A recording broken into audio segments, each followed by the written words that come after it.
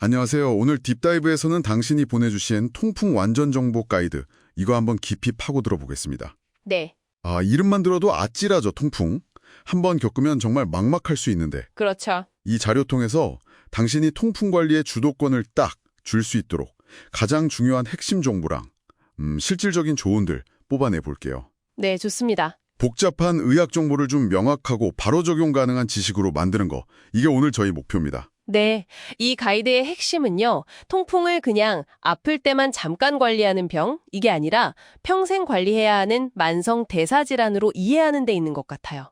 평생 관리. 네, 시작은 바로 요산인데요. 이게 우리 몸에서 자연스럽게 만들어지는 대사산물이에요. 근데 이게 너무 많아지면 네. 혈액에 다 녹지를 못하고 뾰족한 바늘 같은 결종으로 변합니다. 바늘 모양 결정이요. 네, 이게 관절에 쌓여서 우리 면역계를 딱 자극하면 그야말로 극심한 통증. 그게 바로 급성 통풍 발작인 거죠. 듣기만 해도 아프네요. 자, 그럼 바로 본론으로 들어가서 그 격렬한 통증, 급성 발작이 딱 찾아왔을 때 가장 먼저 뭘 해야 할까요? 가이드에서 라이스 요법을 강조하던데요. 네네, 라이스. 맞아요. 안정, 레스트, 냉찜질 아이스, 압박 컴프레션, 그리고 다리 올리기, 엘리베이션. 네. 이게 집에서 바로 할 수 있는 응급처치인데 통증이랑 붓기 가라앉히는데 꽤 효과적이라고 하죠. 근데 여기서 진짜 중요한 게 있다면서요. 절대 하면 안 되는 거. 그렇죠. 이게 중요해요. 가이드에서도 강조하는데 온찜질이나 마사지, 이건 염증을 더 퍼뜨릴 수 있고요. 특히 모든 종류의 술입니다. 술은 발작을 엄청나게 악화시키니까 절대 피해야 한다고 경고하고요. 술이 정말 안 좋군요. 네. 그리고 의외로 저용량 아스피린 복용도 좀 주의가 필요하다고 해요. 그러니까 급할 때는 차갑게, 그리고 쉬는 게 최고입니다.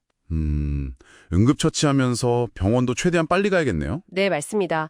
가이드에 따르면 발작 시작하고 24시간 안에 병원에서 치료를 시작하는 게 통증을 빨리 잡는 열쇠라고 해요. 24시간이요? 네, 주로 비스테로이드성 소염제, NSAIDs라고 부르는 약이나 콜리친, 아니면 경우에 따라 스테로이드를 사용하죠. 약 종류가 여러 가지네요. 네, 어떤 약을 쓸지는 개인의 건강 상태나 다른 병이 있는지 이런 걸 고려해서 의사가 결정하게 됩니다. 좋습니다. 자, 급한 불을 껐다면 네, 이제 진짜 싸움이죠. 만성관리. 네, 그렇죠. 식단 관리가 정말 중요해 보이는데 가이드에 나온 신호등 시스템 비유가 재밌었어요. 네, 직관적이죠. 레드, 빨간불, 이건 절대 피해야 할 것들. 네. 동물의 내장, 아시죠? 그리고 진한 고기 국물, 등푸른 생선, 그리고 아까 말한 모든 종류의 술, 특히 맥주요. 맥주가 특히 더 안 좋은가요? 네, 퓨린 함량이 높아서요. 그리고 여기에 또 하나, 액상과당 음료, 탄산음료나 주스 같은 거요. 이것도 요산을 확 올리니까 피해야 하고요.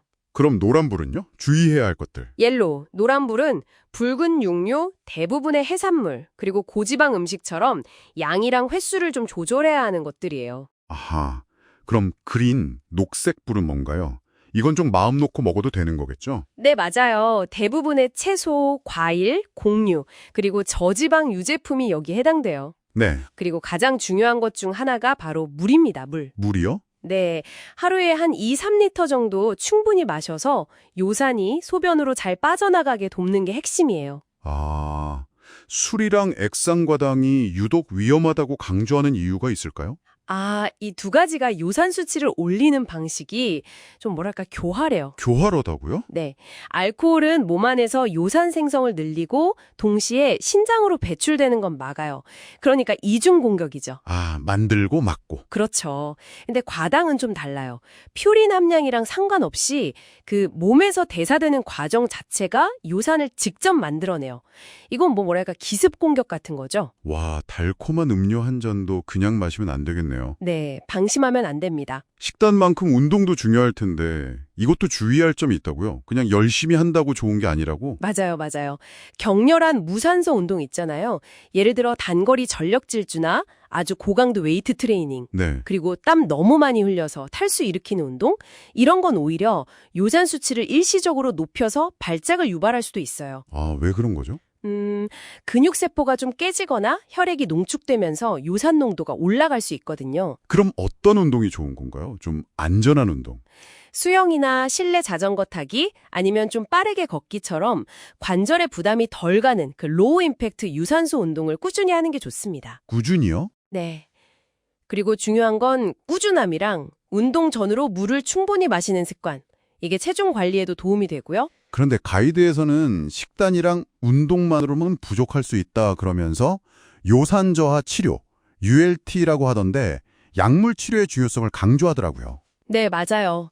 이게 만성 관리의 또 다른 핵심 축입니다. 어떤 경우에 약을 먹기 시작하나요? 보통 1년에 2번 이상 발작을 경험하거나 아니면 관절의 통풍 결절, 그 토파이라고 하는 게 생긴 경우 이런 특정 기준을 만족하면 약물 치료를 시작하는 걸 권장해요. 아하. 목표는 혈중 요산 수치를 특정 수치 밑으로. 보통은 6.0mg/dl 미만, 결절 있으면 5.0 미만으로 꾸준히 유지하는 거예요. 이걸 목표 지향 치료라고 하죠. 근데 이 약 평생 먹어야 한다는 이야기도 있던데요. 정말인가요? 정확합니다.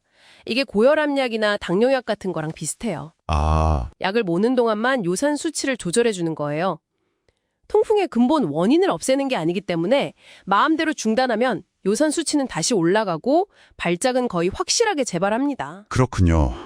함부로 끊으면 안 되겠네요. 네, 꾸준한 약 복용은 지금 당장 안 아픈 것뿐만 아니라 나중에 관절이 망가지거나 신장 문제, 심혈관 질환 같은 심각한 합병증을 예방하는 일종의 투자라고 봐야죠. 합병증이 생각보다 심각하네요. 그냥 관절만 아픈 병이 아니군요. 네, 그렇습니다. 가이드에서도 계속 강조하는데 통풍을 그냥 두면 관절이 영구적으로 변형될 수도 있고요. 신장에 돌이 생기거나 만성 신부전으로 갈 수도 있어요. 아, 신장까지. 네, 더 나아가서는 심근경색이나 뇌졸중 같은 심뇌혈관 질환 위험도 높아진다는 연구 결과들이 많아요. 통풍은 전신에 영향을 미치는 염증성 질환이라는 점, 이걸 꼭 기억해야 합니다. 자, 그럼 오늘 이야기를 좀 정리해보죠. 오늘 살펴본 가이드의 핵심 메시지는 이건 것 같아요. 네, 급성 발작되는 RICO밥, 이랑 신속한 병원 치료로 대응하고 장기적으로는 식단 조절, 특히 수리당 과당 조심하고 꾸준한 저강도 운동, 그리고 필요하면 처방된 약물을 꾸준히 어쩌면 평생 복용하는 지속적인 관리, 이게 필수라는 거죠. 맞습니다. 이걸 통해서 당신은 통풍이라는 병 앞에서 그냥 수동적인 환자가 아니라 능동적인 관리자가 될 수 있습니다. 네. 그래서 마지막으로 이 가이드가 던지는 중요한 질문 하나를 당신께 꼭 남겨드리고 싶어요. 네, 뭘까요? 혹시 가장 최근에 받은 혈액검사 결과지 가지고 계신가요?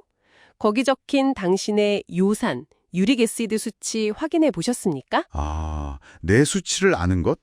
네. 자신의 현재 상태를 정확히 아는 것. 그게 통풍과의 긴 싸움에서 승리하기 위한 가장 확실한 첫걸음이 될 겁니다.